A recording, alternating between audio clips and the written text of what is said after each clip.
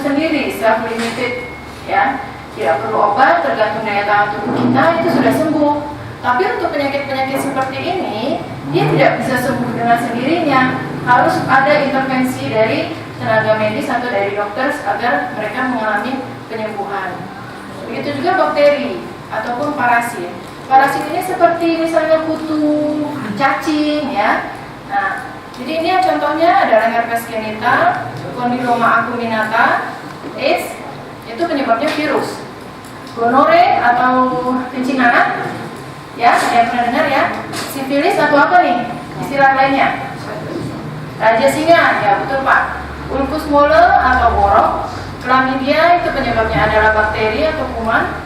Trichomoniasis vagina itu penyebabnya parasit, itu biasanya seperti keputihan yang tidak normal, karena pada wanita biasanya ada keputihan, tapi ada dalam batas normal, ada yang batas tidak normal. Kalau dalam kasus ini sudah tidak normal, sudah patologis kalau bilang. Oke.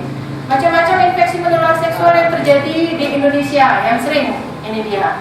Sudah saya sebutkan tadi ya, ini yang banyak sekali terjadi di negara kita. Saya mulai dari gonore. Tadi gonore istilahnya apa nih? Nama kumannya kalau dari bahasa medisnya Neisseria gonorrhoeae. Kuman Neisseria gonorrhoeae ini dia mempunyai waktu sekitar 2-10 hari umum dan gejala-gejala khusus, nyeri, gatal, panas saat buang air kecil. Gejala khususnya keluar cairan berupa nanah kental pada kemaluan atau rasa tidak enak ketika buang air kecil.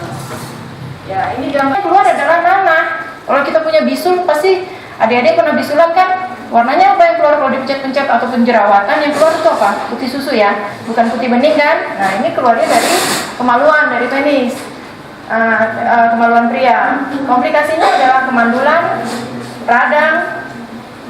radang pinggul, radang mata pada bayi atau kebutaan. Kenapa radang mata pada bayi? Jadi kalau pada wanita hamil yang mengalami penyakit gonore, pada saat dia hamil, dia punya gonore, dia punya kencing nanah. Lalu pada saat dia melahirkan normal, bayi kan keluar dari bawah ya, dari kemaluan wanita. Bayi itu yang pertama keluar apa nih? Organ yang sangat lunak sekali itu apa yang keluar?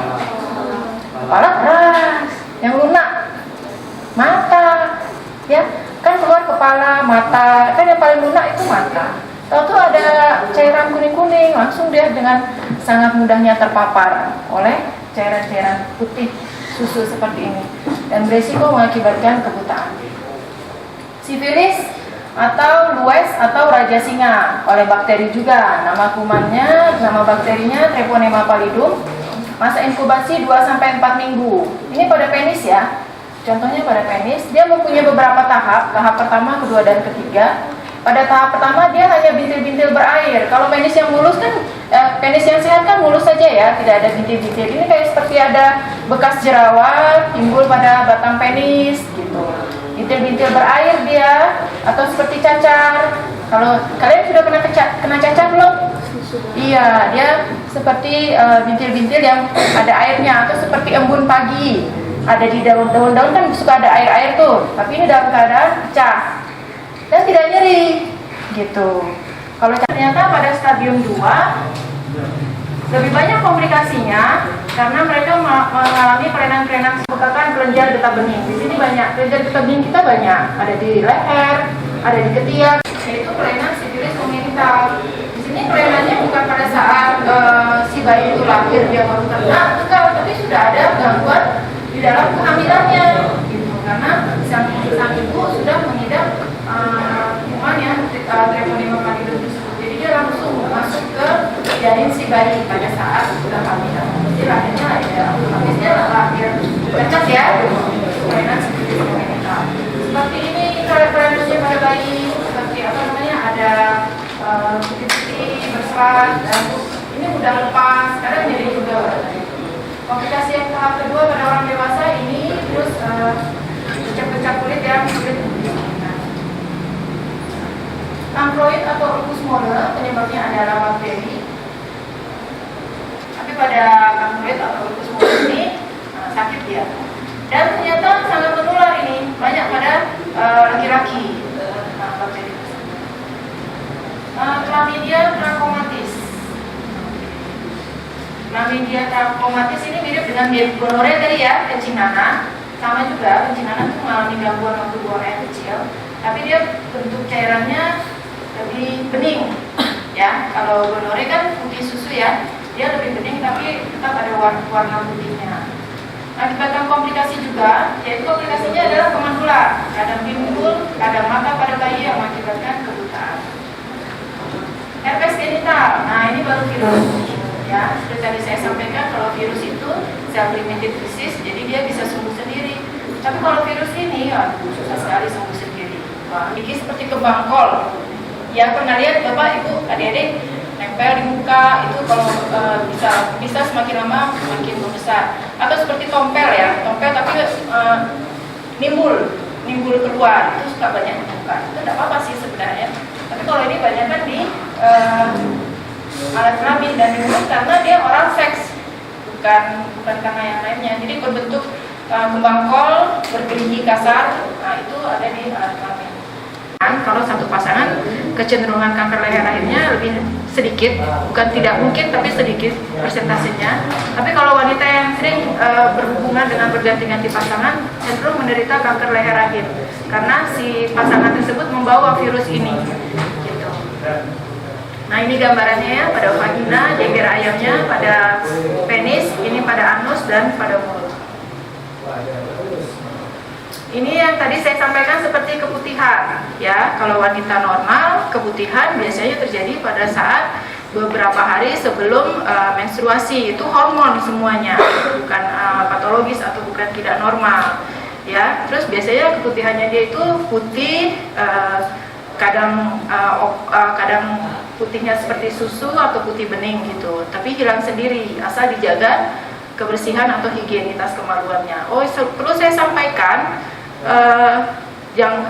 mungkin informasi terbaru, kalau panty liner itu ternyata memicu jamur ya, jadi sebaiknya tidak usah dipakai gitu. Mungkin pada saat menstruasi baru kita memakai pembalut, tapi pada saat tidak menstruasi dia kalau kalian pakai panty liner kan dia basah kan, nanti kalian misalnya keputihan atau lembab di daerah ini vagina kita, nempel di panty liner kan dia nggak kering sendiri kan, karena tetap lembab. Nah itulah memicu timbulnya jamur. Jadi saya sarankan yang cairan yang lebih bersih. Keputihan, cairan encer, bengkak, kemerahan, gatal saat bersenggama, ini saat buang air kecil. Nah ini adalah gambaran mahasiswa Akper Sungai Penuh.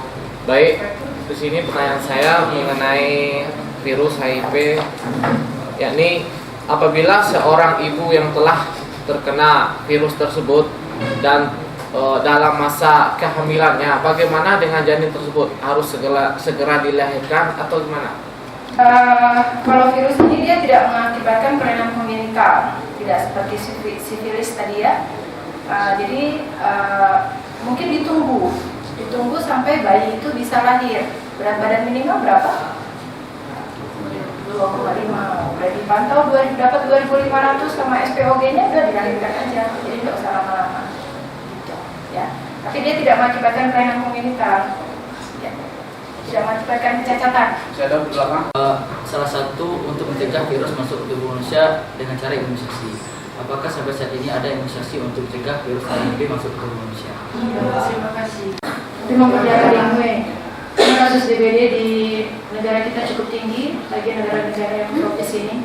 Jadi untuk imunisasi sudah diupayakan oleh para peneliti-peneliti yang di luar sana, tapi nampaknya belum ketemu. Ya. Jadi jangan pengaruh seks bebas ya, ini karena forum terbuka saya sampaikan ada kencing nanah, raja singa, istilah-istilah, ada juga di istilah onani kan. Itu apakah termasuk dalam pergaulan bebas atau ada efek dari hal tersebut? apa ya bahasa medisnya? Oh, nanti sumur pompa. Dia mencapai klimaks tapi sedewean aja, sendirian, nggak ajarkan. Nah, itu onani. Kalau pada prinsipnya dari segi kesehatan dia tidak menularkan, ya, karena mau dibawa kemana itu sekarang. gitu. Tapi dari segi psikologis kira-kira berefek baik atau tidak baik? Tidak baik. Ini ya penasaran kan mau dituang mana nih gitu ya. Jadi dari efek kesehatan dia tidak menularkan, tapi dari psikologis otaknya sangat berbahaya. Jadi itulah yang beresiko untuk mau mencoba-coba kan, ya mencoba untuk dialihkan dituangkan ke rekan yang lain gitu. Nah itulah beresiko untuk terjadi penularan. Ngerti Pak? Iya, terima kasih. Cuma 2 hari ngasih materinya, jadi kan kita berharap adanya semacam diskusi seperti tadi. Kalau saya paparkan di sini, adik-adik lebih bisa mendapatkannya nanti di dalam internet kan banyak. Tapi yang perlu kita sampaikan diskusi, sharing kita bersama-sama, kemudian kita berharap nanti ada solusi dari kita masing-masing. Jadi kita berperan aktif bersama-sama ya. Oke, sebelum dimulai, perkenalkan nama saya masih yang lama, Gus Rizal. Saya belum lama di Kerinci, baru 31 tahun. Saya masuk Kerinci tahun 86. Sudah ada yang lahir. Saya ditemani oleh teman saya Pak Eko dari belakang. Sebetulnya materi ini sudah sering saya sampaikan di tingkat SMA di desa dalam kota Sungai Penuh. Memang kita berupaya tidak henti-hentinya menyampaikan efek penggunaan narkoba terhadap kesehatan. Ya deh ya, saya karena kami dari kesehatan, makanya kami efek kesehatan. Makanya kami mengundang Dr. Intan tadi, kan yang muda-muda ini kan hobinya kan coba-coba. Ya, boleh dicoba kalau sudah halal. Kalau belum halal, belum boleh dicoba. Saya yang ngomong ya. Ada ya? Oke. Kemudian sudah perkenalkan nama saya. Nih, kalau narkoba itu selalu menjanjikan, dibuai dengan kesenangan. Terima kasih. Tadi materinya sangat berguna sekali ya, sangat informatif sekali. Pertama dari kepolisian tentang narkoba ya Pak ya. Itu bisa menjadi gambaran tentang gimana cara mencegah narkoba.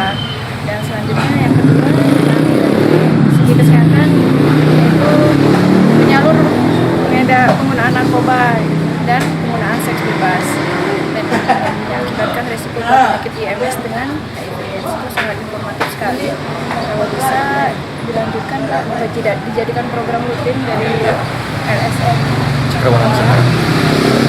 supaya bisa memancing LSM yang lain supaya bisa membuat kegiatan-kegiatan yang berguna untuk masyarakat pada khususnya Kota Sumbawa.